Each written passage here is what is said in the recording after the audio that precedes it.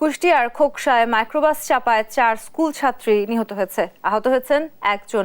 এ নিয়ে আরো জানাতে যুক্ত হচ্ছেন সহকর্মী নাহিদ হাসান তিতাস। এই দুর্ঘটনা কখন ঘটেছে, এখন কি অবস্থা, উদ্ধার করা হয়েছে কিনা, আরো কাউকে বিস্তারিত জানাবেন।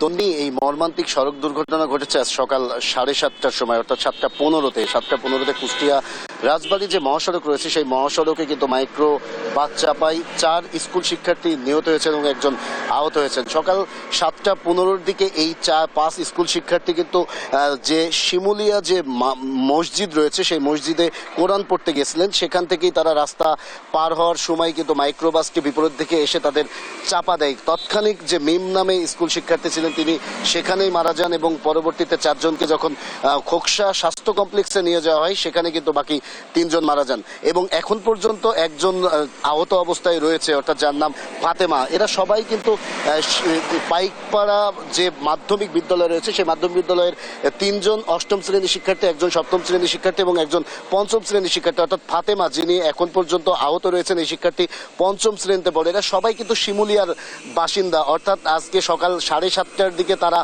কিন্তু এই মসজিদ থেকে কোরআন পড়ার পরে তারা বাড়ি ফিরছিলেন এবং এই বাড়ি ফেরার পথে কিন্তু যারা এই মহাসড়ক কুষ্টিয়া রাজবাড়ী মহাসড়ক পার হতে গেছিলেন এবং বিপরীত দিক থেকে যে আসা মাইক্রোবাস তাদের কিন্তু চাপা দেয়। মাইক্রোবাসটিও নিয়ন্ত্রণ হারিয়ে কিন্তু রাস্তার পাশে, সড়কের পাশে যে খাদ রয়েছে সেই খাদে পড়ে গেছে।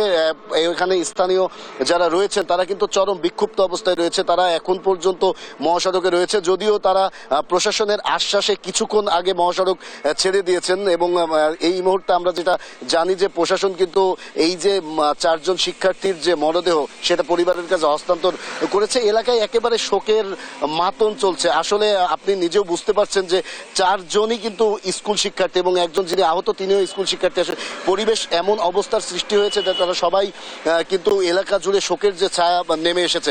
আসলে এই 4 জন আজকে যে সকাল 7:30টার সময়, এই 7:15 সময় এই ঘটনা ঘটে এবং সেটা শিমুলিয়া নামক স্থানে কুষ্টিয়া রাজবাড়ী যে মহাসড়ক রয়েছে সেখানে। আমি এই প্রশাসনের সাথে কথা বলেছি, তারা যেটা দাবি করেছে যে তারা মাইক্রোবাসটি উদ্ধার করার চেষ্টা করছে এবং এখন পর্যন্ত তারা কিন্তু কাউকে গ্রেপ্তার করতে পারেনি। অর্থাৎ মাইক্রোবাসের চালক সহ হেল্পার বা যারা ছিল তারা কিন্তু পলাতক রয়েছে। আর এই ঘটনায় কিন্তু সকাল থেকে এই যে কুষ্টিয়া রাজবাড়ী যে মহাসড়ক রয়েছে সেটি কিন্তু অবরোধ করে যারা স্থানীয় রয়েছেন তারা কিন্তু বিক্ষোভ প্রকাশ করছেন এবং তারপরে প্রশাসন এখানে আসেন, স্থানীয় যে ওসি আসেন এবং ইউনো আসেন। তারা তাদের আশ্বাসে কিন্তু এই মহাসড়ক কিছুক্ষণ আগে ছেড়ে দেওয়া হয়েছে এবং এর পরবর্তীতে মরদেহ হস্তান্তর করা হয়েছে পরিবারের কাছে।